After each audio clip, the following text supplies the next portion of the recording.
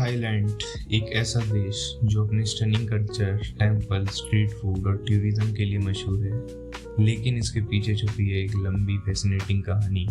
आज हम देखेंगे कि थाईलैंड एक एशियन किंगडम से वो थाईलैंड कैसे बन गया जिसे आप और हम सब रील्स पे देखते हैं। तो थाईलैंड की शुरुआत होती है द्वारावती किंगडम से, जो कि हाईली इन्फ्लुएंस था इंडियन आर्किटेक्चर्स, कल्चर्स और स्क्रिप्ट से, जिसकी झलक आपको द्वारावती में स्थित बुद्धा और स्तूपास में दिखती है, जो कि गुप्ता डायनेस्टी के टाइम जो इंडियन स्टाइल आर्किटेक्चर था उससे प्रेरित है। तो द्वारावती किंगडम के बाद आया खमेर एम्पायर, और खमेर एम्पायर के बाद 13वीं सदी में आया सुखोथाई किंगडम, जिसके राजा राम खमेर ने थाई भाषा का इजाद किया और त्रिवेदा बुद्धिज्म को नेशनल रिलीजन घोषित किया, जिसकी वजह से आज भी थाईलैंड में मेजॉरिटी ऑफ द लोग बुद्धिज्म को फॉलो करते हैं। तो बात कुछ यहाँ तक पहुँच गई है कि सबसे पहले आया द्वारावती, द्वारावती के बाद आया खमेर एम्पायर, और खमेर एम्पायर के बाद आया सुखोथाई किंगडम, और सुखोथाई किंगडम के बाद जो आने वाला है उसका नाम है अयोध्या किंगडम। और जो अयोध्या किंगडम है इसे थाईलैंड का गोल्डन पीरियड भी कहा जाता है।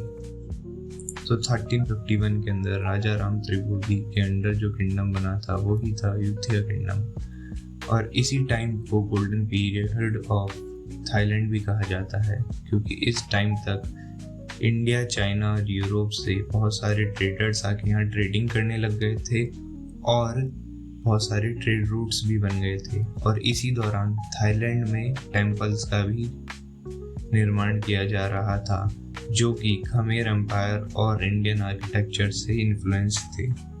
अब बात आती है कि मॉडर्न थाईलैंड का जन्म कैसे हुआ।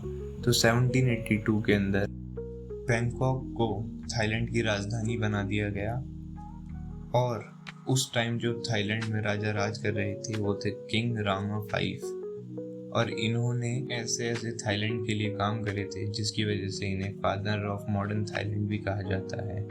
और इन्हीं की वजह से थाईलैंड को कभी कोई ब्रिटिश कॉलोनाइज नहीं कर पाया। इन्होंने थाईलैंड के अंदर पहली बार स्लेवरी को अबॉलिश किया, एजुकेशनल इंस्टीट्यूट बनाए, मंडल सिस्टम, जो पहले का मंडल सिस्टम हुआ करता था जहाँ मंत्री बैठक में बैठकर राजा को सुझाव देते थे, उन्होंने इसको अबॉलिश करके एक सेंट्रलाइज्ड ब्यूरोक्रेसी थाईलैंड में इंट्रोड्यूस की।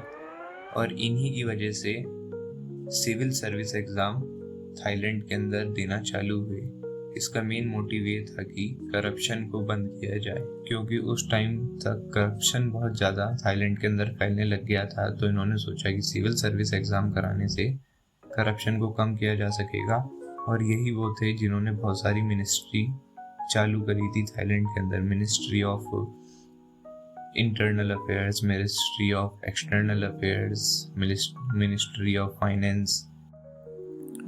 19th सेंचुरी में जब सारी एशियन कंट्रीज कॉलोनाइज हो रही थी, तब थाईलैंड ने स्मार्ट डिप्लोमेसी के साथ ब्रिटेन और फ्रांस दोनों को बैलेंस किया। किंग मोंगकुट रामा 4 और किंग रामा 5 ने रिफॉर्म्स किए, स्लेवरी हटाई, एजुकेशन बढ़ाया, मॉडर्नाइजेशन शुरू हो गया, और थाईलैंड कभी कॉलोनाइज नहीं हो पाया। और फिर 1932 में मोनार्की से डेमोक्रेसी आई, लेकिन मिलिट्री को कॉमन रहे। वर्ल्ड वॉर सेकंड में थाईलैंड ने जापान के साथ अलायंस बनाए, लेकिन वॉर के बाद अलायंस के साथ रिलेशन ठीक रहे। कोल्ड वॉर के टाइम थाईलैंड एक यूएस अलाय बना रहा। 1960 से 1970 में बैंकॉक फास्ट अर्बनाइजेशन कर रहा था। आज का थाईलैंड सिर्फ एक हिस्टोरिकल देश नहीं है, ये एक ग्लोबल टूरिज्म मैग्नेट बन चुका है। हर साल यहाँ 30 मिलियन प्लस टूरिस्ट आते हैं, चाहे वो स्पिरिचुअलिटी ढूंढने आए हो, चाहे यहाँ की नाइट लाइफ के मजे लेने आए हो। नाना प्लाजा और साओ पाओ जैसी एडल्ट नाइट लाइफ हब भी यहाँ पाए जाते हैं। ये जगह नाइट लाइफ के लिए वर्ल्ड फेमस है, और टूरिस्ट देश भर से यहाँ के क्लब्स, फ्लैशी लाइट्स, बार्स का आनंद उठाने आते हैं। पटाया, जो कि बैंकॉक से 2 घंटे की ड्राइव पर है, यहाँ दिन में बीच के मजे लिए जाते हैं और रात में यहाँ की night life, streets, Gogo bars की। टूरिस्ट यहाँ पार्टी करने आते हैं फुल ऑन एंटरटेनमेंट के लिए।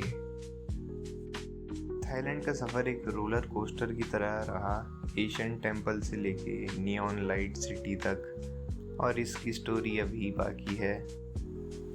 थाईलैंड में सब कुछ है, temples, tuk tuk, Thai food, massage parlour, shopping, safaris, lady boys obviously, luxury स्पास।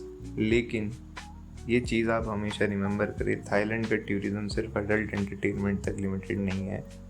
Family friendly, spiritual, adventure और नेचर लवर के लिए भी यहाँ बहुत कुछ ढूंढने के लिए है। अगर आपने यहाँ तक वीडियो देख ली और आपको अच्छी लगी है तो लाइक करें, सब्सक्राइब करें और बेल आइकन दबाएं। मिलते हैं नेक्स्ट वीडियो में। राम राम जी।